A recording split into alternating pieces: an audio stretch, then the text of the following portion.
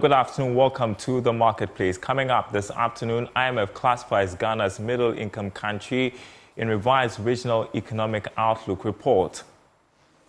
Also coming up, analysts advocates diversified investment for retirement as uncertainties in economy persist.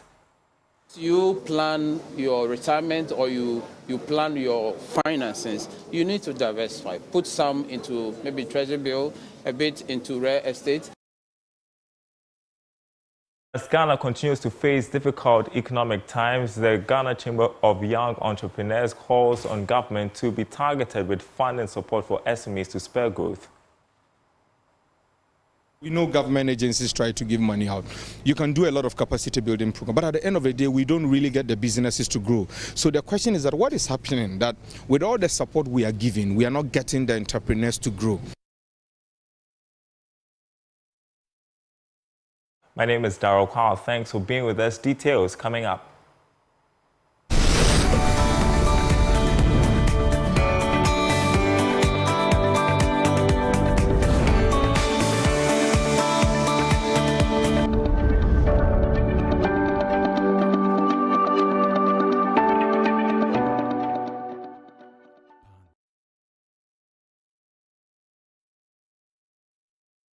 Thanks for staying with us, everyone. Now, Ghana has now been classified as a middle-income country in the IMF revised regional economic outlook released yesterday. The fund had in the past publications classified Ghana as lower middle-income country. It is not clear for now what this could mean for Ghana when it comes to borrowings from the World Bank or IMF, as well as lending from the commercial market. Joining me on Zoom is economist Dr. Edu Susako there to make sense of this classification. Good afternoon to you, sir. Thank you so much for joining us on the marketplace. What does this signify that Ghana has been classified as a middle-income country? What does it mean? Well, it means that we have matured. Other indicators of the economy are pointing to the right direction. We know the World Bank classifications using the per capita income, and Ghana has been a middle-income country for some time now. But the IMF goes beyond the use of per capita income. They consider other developments in the economy, i.e. the public debt, your public finances. They look at some of the reforms that you have made in the economy. They'll even touch on some of the expenditures that you make, how matured your financial market is developing, etc., etc. So the point is that they go beyond the normal per capita income that the World Bank uses, and they touch especially the public financial, sector and some reforms.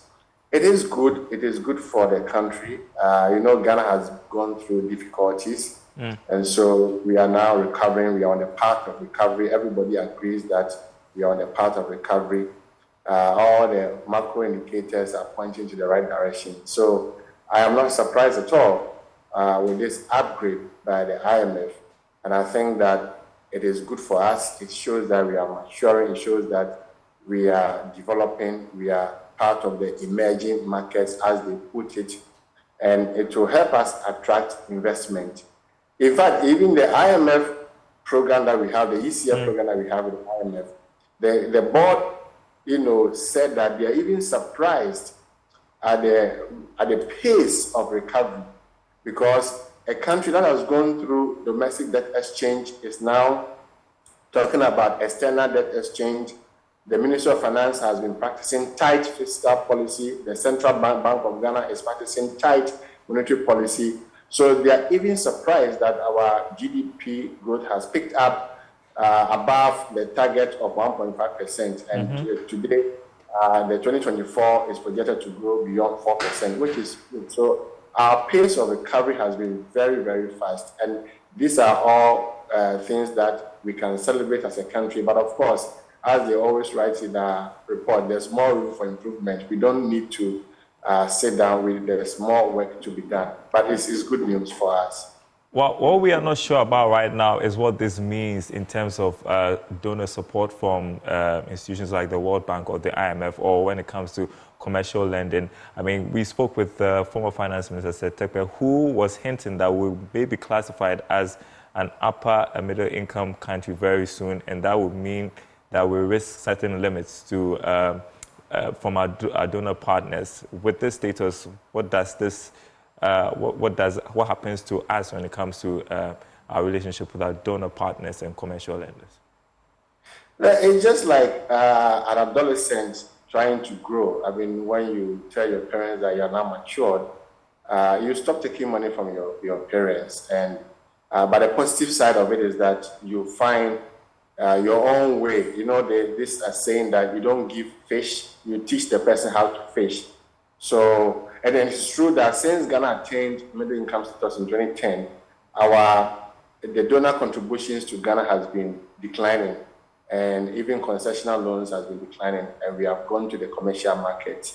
And so that is a negative part of it. You lose, some of these donor contributions, and because they turn their attentions to more poorer countries like Sudan, Eritrea, Niger, and those countries. And so for you to be in the middle, for you to be seen as a more matured country, I think that the positive takeaway will be to attract investment. For me, that's where I'll place my bet, that we should go for more investment, the FDI, and make sure that we identify areas that we want these foreign investors to go into, maybe agri, or today we are talking about artificial intelligence. We are talking about so many aspects of the economy. So it will give you that platform to attract investors, because when you are matured, your financial market begins to develop, and there wouldn't be, you wouldn't suffer to even raise finances domestically. I think the president talked about Africa having its own domestic market where we can draw funds from without necessarily going to the global, the external market, because you and I know that the global financial architecture doesn't favor African countries at all. For example, we go to the same market to borrow at 9%, but countries like Japan go to borrow at 2%. So it is incumbent on us to develop our own domestic market. But the positive point is that when you are maturing, you attract, matured investments, which will also help you develop your country and deepen your markets and consolidate your gains as well. So if the donor contributions are declining, we shouldn't worry so much. We should rather do more partnership, attract investment. And that will even help us more than being given fish. It's better to start looking for your own fish than to be given fish. Well, in a process of maturing from the adolescent stage, what responsibility does this classification place on managers of the economy? What is required of them in terms of really prudently managing our economy right now? So if you are matured, then you should prove that you are matured in various aspects of the economy. We're talking about public finance. Never again should we go through what we have gone through, the painful domestic debt exchange that we have gone through. We should rather manage our finances very well, raise our domestic finances. Let me dwell more on the finances, because to me, that's the most important thing. Some of the countries like Japan and US, their debt to GDP ratio is more than 100%. Some are even taking 200%. But the debt service burden on their revenue is like 15% or 30%, when Ghana's own is around 60 or 50%. So for me, we should make sure that we get our own revenue. Let's look at various aspects of raising domestic revenue so that we'll be self-sufficient. Now, moving away from the revenue, there's also an issue of expenditure, because you can raise so much, and if you misapply it, you will not get a full benefit. So as you are a maturing country, we should know that you should be prudent. You don't, misapply your funds. This corruption here and there, inflation of figures here and contract figures here and there, all these things should be a thing of the past. As a maturing country, your domestic market should be improved. And I think Bank of Ghana has done a lot of work in the financial sector, where our financial sector is improving and we are maturing. So as a maturing country, you must also take your citizens serious, what they contribute, what the suggestions they make. You must break that gap. You must get closer to your citizens, get their buy-in, develop your infrastructure. Railway now should be the number one infrastructure development on our table, roads, so that we can develop our public transport system. And all of these things are waiting for us as a mature economy. So we should open our eyes. We shouldn't do things, it shouldn't be business as usual. We should be serious and look at other emerging economies that we know around us. We can talk of some advanced economies, Malaysia. Even if you come to Africa, you can talk of Botswana and the rest. So Ghana should really be serious as citizens, as Ghanaians, and raise revenue and apply the funds to its use for the benefits of everybody. I'm sure when citizens see that their funds are being applied prudently, and the next time the government goes to them to ask for extra funding or extra taxes, I'm sure they will pay, because they know that their money should be put to good use. So we must show that maturity and not all the time going back to the old, years of or the past years of going to beg and beg and beg and beg. The president has been talking about Ghana beyond aid. I think it is the time for us. Every indicator, all the signals are correct, pointing to us that we should move beyond aid, we should move beyond begging, be serious, be mature, and then apply your funds prudently and develop your economies. And I think in the end, we all benefit. Ghana has chalked some successes in our political stability. Our democracy has been deepening. Many countries look up to Ghana. Ghana, we used to be the second most peaceful country in Africa, just second to Mauritius. Today we are fourth, just behind Cape Verde, Botswana, and the Mauritius. But still, it is good. A friend of mine at GMPC tells me that most of the investors consider Ghana as their first destination because of the peace that we have and the stability that we have. I think we should leverage that and then attract more investment and then develop the country. Dr. Edo Susakodia, thank you so much for your insight and perspective. Appreciate it. We are grateful for your time. You're watching The Marketplace. Now, lecturer at the University of Ghana Business School, Professor Godfred Amewu is advocating diversified investments for retirement incomes. According to him, this has become necessary as a sure way to escape the global volatilities in the investment market. Professor Amewu was speaking to journalists after addressing the MIG Business Forum in Accra. The second edition of the MIG Business Forum focused on retirement planning and financial literacy for lower and middle-class income earners in the country. The call to diversify follows recent happenings in the local economy, which resulted in many losing their investments and incomes. According to Professor Godfred Amewu, ongoing challenges with the economy are temporary and must not be a discouragement for retirement planning. He therefore called for diversification of retirement funds in order to escape the uncertainties. Diversification has the key role of minimizing your risk. So as an individual, if you don't diversify, you put all your assets into one particular investment. When the risk strikes, you could lose, and you might even lose everything.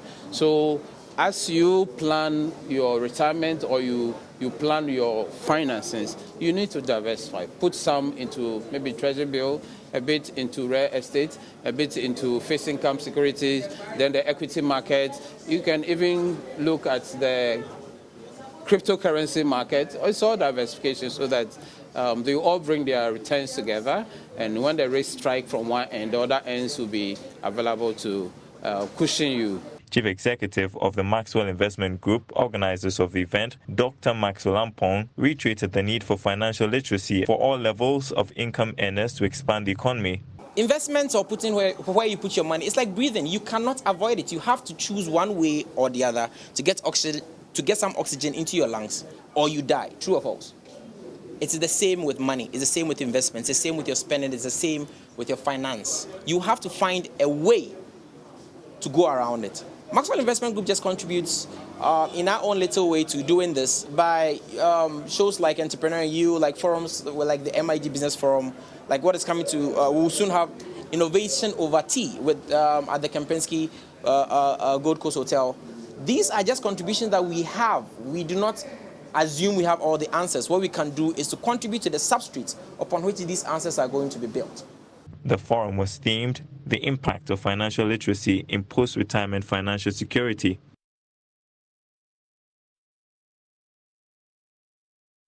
Now, as Ghana continues to face economic difficulties, the Ghana Chamber for Young Entrepreneurs has reiterated its call to government to be ingenious and targeted with funding support to enable the growth and sustainability of the sector. According to Chief Executive Sheriff Gali, broader consultations with stakeholders are needed to assist the government disburse funds to areas which will yield the most results. He spoke to Joy Business at the launch of the YEC Space co-working space to support startups. The YEC Space is a co-working space created to offer affordable office spaces and encourage networking amongst budding entrepreneurs and startups. The chamber, which was set up as an advocacy group for small and medium-sized businesses, will leverage the space to enhance mentorship drives. Speaking to Joy Business, Chief Executive of the Chamber, Sharif Gali, reiterated the call for government to engage SMEs and be strategic in offering support for budding entrepreneurs. We know government agencies try to give money out. You can do a lot of capacity building program, but at the end of the day, we don't really get the businesses to grow. So the question is that what is happening that with all the support we are giving, we are not getting the entrepreneurs to grow. Sometimes it lies on the little things that we do not really see.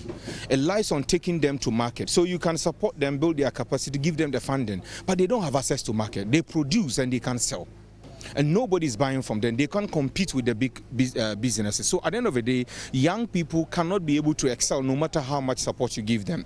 He shares the rationale for the creation of the space. And the main reason is that we want young people who have ideas, who want to incubate these ideas, who want to set up businesses, to come here, collaborate, innovate, and network with others. And we believe that it's not going to only serve as an office space for young people to walk in and go out, but it's going to serve as a space where people can really network. Special guest for the ceremony, Prince Kofi Amwabeng, called for effective mentorship to grow the ecosystem. We need also people with experience and so on and so forth who actually support them by giving mentoring and coaching to keep them on their feet. Because one of the problems that really sets businesses down is the fact that people start businesses and then they get derailed.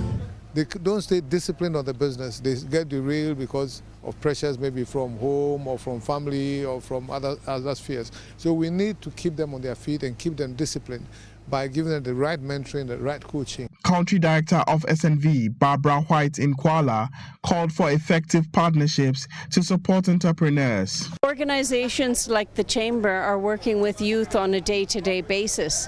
We work with them at an organizational level, and that's where we build on each other's expertise. We provide a certain level of support, and they work with the youth, as I said, on a day-to-day basis. They know the local context. They know the needs of the young entrepreneurs, so they can respond directly.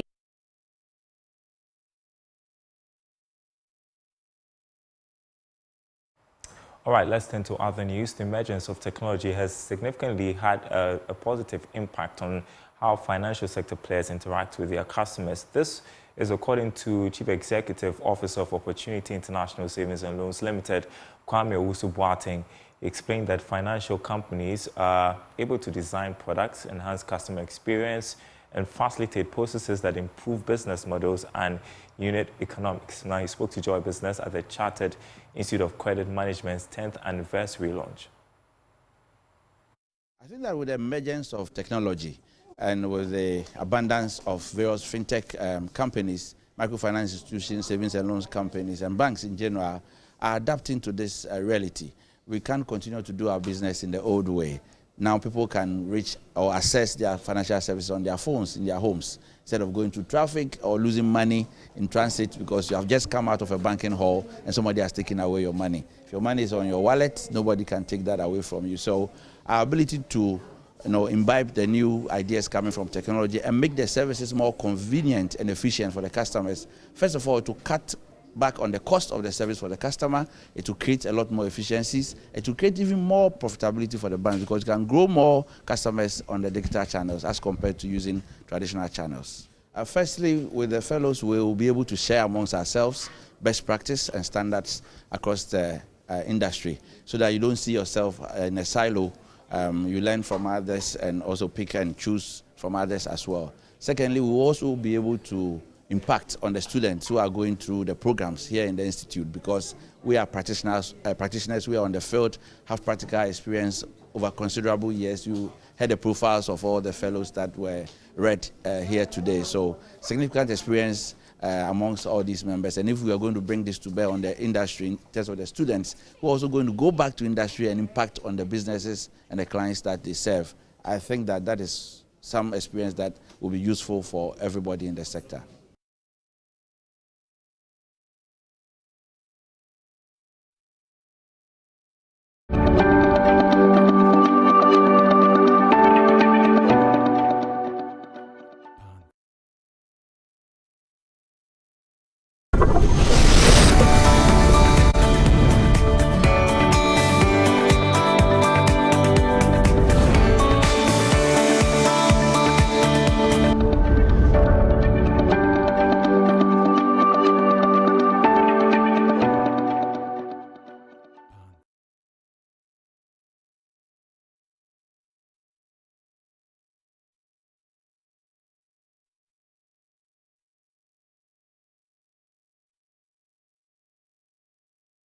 All right, thanks for staying with us here on the Marketplace. Time to talk show business. Joining me in studio, my colleague Isaac Atase-Nyako. Happy to have you in the studio. So we want to talk, we talked during the week about the foreign income tax and the impact on the tech industry. Today we want to shift focus and talk about its impact on the showbiz industry and content creators for that matter. Tell us about what you've been finding out from your research. Sure. So Daryl, like we spoke about, last Wednesday, this is likely to have an impact or likely to affect, some content creators, or should I say artists, in the show business industry, because now if you look at a lot of the things they do, a lot of them stay here, work with platforms. Now the thing with some of the platforms they work with, or they generate money from, YouTube, when you talk about all the streaming platforms. Now, a lot of these do not pay into account here in Ghana. So a lot of these artists or creators deal with third-party companies who are based outside of Ghana. So it's likely that, some of these people will be affected per what the Ghana Revenue Authority says. Now, let's look at this right here. If we look at examples of the income, that can be taxed or will be taxed, gains and profits from any employment, including any allowances, benefit in cash, pay given in kind, or on behalf of an employee.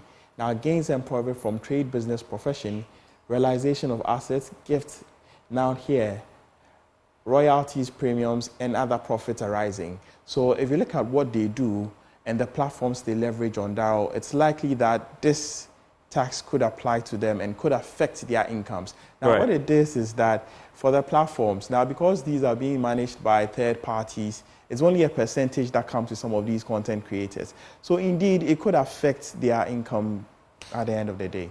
Wow. Okay. So I want us to shift focus and talk about the X platform, because they are introducing an app, a TV app, they say. Oh, you wanted to say something before that? Yes. Okay, sorry. Yes, definitely. So if you look at this chart, I jumped the gun. Exactly, Daryl. If you look at this chart, now this is sourced from PwC, and it's projecting that this is how the tax would apply to the income. So the first, almost 6,000 cedis will not be taxed, but subsequently, next 1,003 will be taxed by 5%, 10%, 17.5%, all the way to 35%, but that would apply to income or revenue exceeding 600,000 and above, Ghana cedis for that matter. Okay, we can move on? Sure, we can. All right, let's talk about the X TV app that is going to be launched very soon by the managers of the platform. They really want to use this as a tool for free speech, they say. Talk to us about what you're learning about it. Well, this follows a tweet by the current boss of X, saying that they are trying to create a video app that is likely to rival YouTube. And so this will offer, again, content creators the platform to put on their wares. What we do not know is that it was just a tweet, so there are scanty details about how the platform is going to work. But what we do not know for now is that if that platform is going to pay like X does for putting up content on that platform, and if it's going to be easily accessible to content creators here in Africa or Ghana, for instance. But for now, this is what they are planning to do. The owner of X right now is a very vibrant person, and a little crazy, quote unquote, and so he wants to step out of the way to do things that X, or formerly Twitter, was not known for. So if you see some of the changes he's brought onto the platform, all of this is trying to create some vibrancy around the app, and also, you know, try to give back to the people who use these apps. So we don't know when it will be launched, but we're looking at sometime middle of the year to latter part of the year. But we're expecting their video platform to come live very soon to offer content creators an avenue to share their wares. What kind of competition does this bring to the space? Maybe it's early days yet. Let's see when the app is launched so we know. But otherwise, we know that for the kind of person Elon Musk is and his strategies, we know he's going to employ some kind of guerrilla tactics in there to push it out on people to make sure it flies. You know what Meta tried to do with Threads as against Twitter? I'm not sure how it's going now, but Twitter is still Twitter, or let me say X is still X for that matter. And so, yes, it will pose some kind of competition to YouTube. By looking at the numbers that YouTube have currently, then again, what you should know is that YouTube leverages on Google's platform. So Android users, all of these people who sign using Gmail have automatic access to YouTube, and so that gives YouTube the leverage. Now, X is only going to be based or start from users of X. That's not much compared to that of YouTube for now. So it will take time for it to grow, but you sure or trust Elon to put in 30 seconds, and because of what we are discussing, how does this help artists, like for instance here in Ghana, if there's this TV app on X? Clearly, I mean, it offers them a lot more avenue to put out their words, to spread their words. Now, you know, we started with a few, you know, music streaming platforms, but now there are quite a lot. Even Africa, here in Africa, a lot of people are trying to create, you know, music platforms, streaming platforms that pay. And so for them, it's just another avenue to be able to cash in if they're able to tap in. But what they'll have to do is that they'll have to sign in early. And because a lot of the time when this platform comes, people go in there, sign in, for instance, a brand name like Sarkodie. I can go in, sign in Sarkodie. So when you want it, you have to come to me and pay before I release that account to you. So they just have to take advantage of it. And that's it. It's going to take time for it to grow, but I believe we will get there.